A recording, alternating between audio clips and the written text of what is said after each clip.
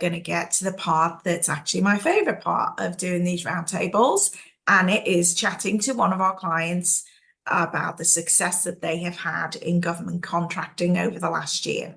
This year, we will be talking to hopefully Dr. Todd Chamberlain Sr. and Dr. Celeste Chamberlain, who are the CEO and president of Information Protection Solutions, LLC. They recently won a 10-year contract valued at $51 million with the Department of Justice, and they have been working with their APEX Accelerator counselor, Tara Scott. So I'll just do a little bit of introduction about them, and then we will go into our chat with them. Information Protection Solutions, otherwise known as IPS, was established in 2014, and they are a service-disabled, veteran-owned business specializing in cybersecurity. They started off with just one full-time employee and have since grown to a team of over 25 dedicated professionals managing multiple contracts. And this expansion is due to the unwavering commitment and leadership of Doctors Todd and Celeste Chamberlain, who are the husband and wife executive team at the helm of IPS. They came to the Maryland APEX Accelerator for help in 2022. And as I said, under the guidance of their APEX counselor, they were recently awarded this fantastic award. So first of all, Celeste, I know that you are there. I'd just like to start off by congratulating you on your recent contract win. So are you able to unmute yourself? Yes, I am unmuted. Can you guys hear me okay? Yes, we can. Thank you so much. I know you said that your husband is trying to join, but we're not sure if he's going to be able to make it. Is that correct? Yes, he's in a meeting with a client, so he's going to try to get away, but not sure. Okay, no worries at all. Well, we're happy that you could spare some time in your busy day to join us today, because your story is really inspiring. I know a lot of people on here want to hear how you got to this level of success. So let's go back a little bit. First of all, tell us what your business specializes in. So we started in 2014 focusing on cybersecurity. Both Todd and I come from a cybersecurity background, so that's what we know. And recently we've grown into IT integration with this contract with the Department of Justice, doing networking and system engineering and NOC support. So we've really just grown in the span of what we can now offer. Okay, that's great. And we know obviously this is a growing field. There's huge demand to the point that DoD have actually even instructed us to focus a lot more on cybersecurity offerings and counseling. So it's great to hear that that's a field that you're in. So how and when did you and your husband start and build the business? Tell us a little bit about how that came about. So Todd is a retired Navy chief. And so when he was in the Navy, he was doing cryptography. And when he came out, he said, I don't want to work for anybody else. I want to just do our own thing. And I can do this as a service.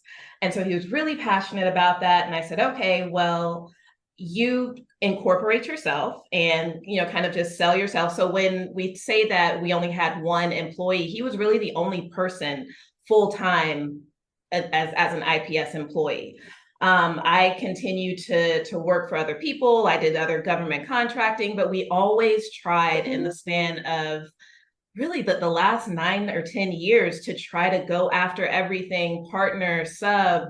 We tried it all. And then we ended up having our first win. Okay. And what was your role in supporting the growth initially?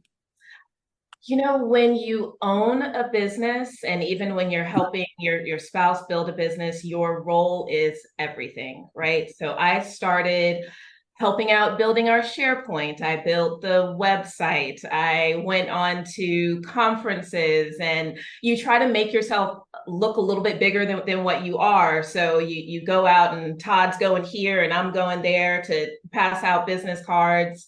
So really just everything that we could do, that's what we had to do. That's the hat that we really had to wear.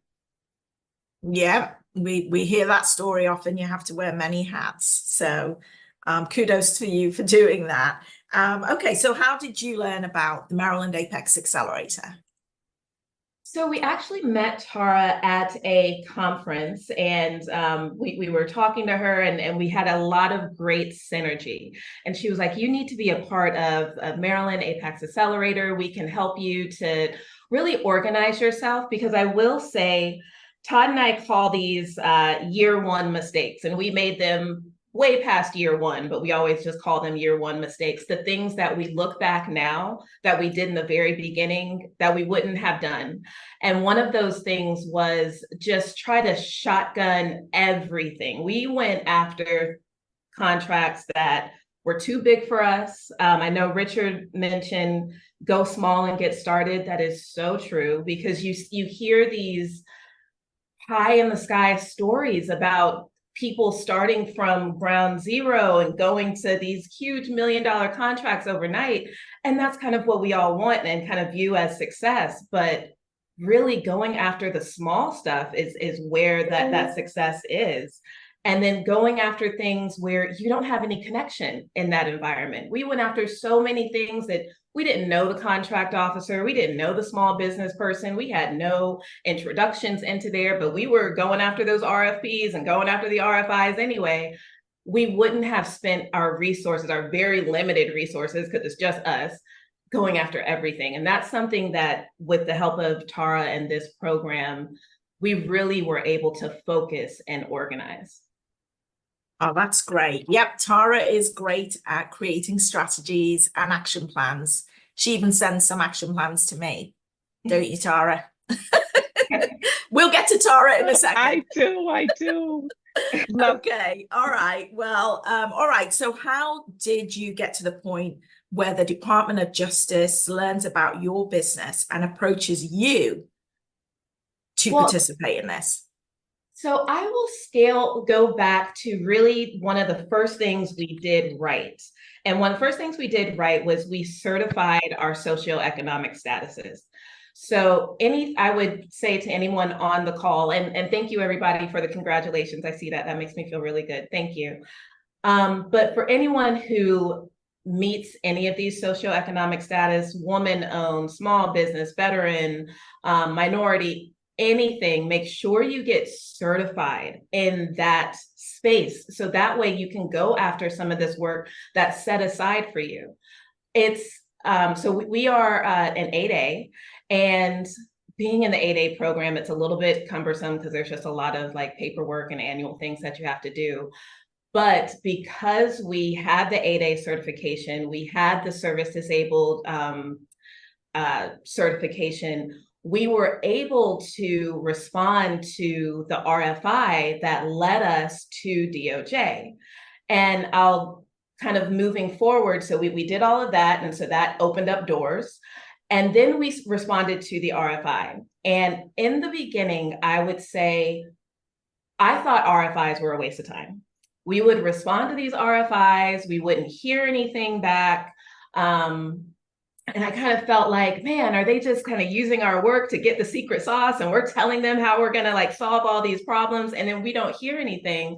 But if we had not responded to this particular RFI, we would not have gotten the invitation to respond to the RFP. And although we've responded to hundreds of RFIs and nothing happened, it just happened to be that right one. And so I tell everyone on the call, just definitely those RFIs will get you in the door if it's the right one. Okay, that's great advice. And tell us about any challenges you had to overcome and how you did that. I will say, especially being a husband and wife team, you have to have that work-life balance. When you are a CEO, a president, or an owner of a company, it definitely consumes all of you. You're doing this on the weekend, you're doing this on the evening, and rightfully so, you want to. Hopefully you wouldn't be an entrepreneur if this didn't fuel you 24/7. But also take that time back, that personal time, and make sure that you treat that time kind of sacred. Don't let anything always press against that time, because you can really get burnt out. Okay, well, yeah, that's really important to have that balance. All right, I'd like to jump over to Tara just for a second. Tara, if you could very briefly just explain what it was like to be able to walk this company through to the level of success that they are, and anything that jumped out to you about Todd and Celeste, about their approach to their success. Sure, absolutely. Well, first, I looked at the capability statement. That was the first thing that we did as when we start working together. And when I saw that they also have the GSA schedule. So not only do they have all the socioeconomic things to help them, they had a GSA contract. So, and they had past performance. So the first things that we kind of worked on was picking 3 agencies. As Celeste said, they were, doing a lot of moving in a lot of different areas. So when we started peeling away the onion and kind of saying, okay, this is where you need to be focused. And then, yes, I absolutely pushed them a little more into doing that RFI route. You're not going to see success all the time, but if you pick the right opportunities to look at, it will get you there. What I like about this team is they're always willing to do a lot of the things that I ask, and I ask a lot. I do. And they're busy, so I get it. So I just try to make sure that our meetings are focused so that we can get through a lot of things. And I ask the feedback of, okay, well, how's it working? What did we accomplish? So I always go back and putting together that list for them to help them, kind of go through things. So I feel like it's just the synergy, like Celeste mentioned, it was just good from the beginning because, like I said, it was, well, tell me what you like, tell me what you don't like, what's not working. Oh, okay. And then we just work together as a team. So that's the approach that I have with this client. And I was ecstatic to hear, when they got that contract. I was like, what, a 10-year? I'm used to a base plus, 4 option year periods. Are you sure? I mean, I asked them 50 times, 10 years? So, it just, it's been a great experience. And, I can't say anything else about it. That's great. Thank you. Thank you, You're Tara. welcome. Okay, so finally, Celeste, any advice that you have for anybody on this call now and wants to be in your position, say this time next year, to have a 10-year contract worth $51 million? What's the one thing you'd tell them to do? I'm going to echo first what Tara said. Get on these vehicles. Your socioeconomic status will help you to get on the vehicles that are set aside for you. But even if you're going on to GSA Mass, get on the vehicles, and that's really where a lot of this work is coming. I'm noticing that departments and agencies are not giving out the onesies and twosie contracts. They're going off of these vehicles because there's the contract officer pool is just not as massive as it used to be. So now we have these contract officers that are concentrated and focused on pulling from these vehicles when you're already vetted and you're already on the vehicle. So get on the vehicles. I know someone mentioned about what tools to use, and I will say, I'm not sponsored by any tool, but in my opinion, I think one of the tools that we had was GovWins in the beginning. It was super expensive. It is super expensive. We stopped using it because of the expense, and we tried to go to other tools that kind of mimicked it. And I will say that nothing else really was as powerful as that tool. So if you can partner with other organizations that may want to utilize GovWins as well, you may be able to find some cost savings there. But that's one of the tools that I think really help to get some background information. Who's the incumbent, who's the contract officer, who's the PM, who's the small business liaison. Use the small business liaison office. That's what they're there for. They normally reach out more when contract officer teams don't. They are the ones that can make that warm introduction. Like I said, we were going after everything without even talking to anybody in the organization. That I would say is a no-no. go through, if you have an interest, go through the small business office to have them guide you and set you up for success in that organization. And other than that, just keep trying. I mean, there was no way to know that this particular RFI was going to be the winner over all the ones that we did. It's just really focus your intention and then keep going after the work.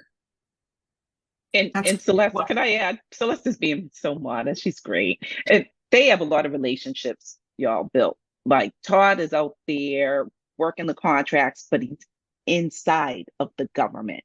So he's always having meetings. That's why, I was like, oh yeah, so I can't go. Okay, we work it out. But having those solid relationships start with the gatekeepers, like she mentioned, but then you got to really, I say, get involved and know those program managers and the program offices, because they're the ones, it's their requirements. Then they go to the contracting people to go buy it. So you're less likely sometimes to get in with the contract or procurement team. But once you keep knocking down the doors and then use approaches, the 1, 2, 3 approach, you hit them with a capability statement. Then you find a requirement that you've identified from a procurement forecast list, and then you send that up the contact that you already hit with the CAPE statement. You send them maybe a little briefing deck, a little bit more about why they should do business with your company. And then you go and attend an event, and there's the people you've been talking to. So you just have to keep building and finding those and cementing those relationships. Absolutely. I think it was Alex who said, if you're looking at Sam, it's too late. And that's so true. If the first time you're seeing an opportunity is on Sam, don't. That's too late. Yes. All right. Well, thank you so much, Dr. Chamberlain. I'm sorry your husband couldn't be on, but you represented very well for both of you. We are very, very proud of you. Yes. And we wish you continued success. And I'd just like to say that this is just a testament to the standard and quality of counseling you are going to receive at the Maryland APEX Accelerator. So congratulations again, and congratulations, Tara, on bringing this great success story. I appreciate it. Thank you. More than welcome.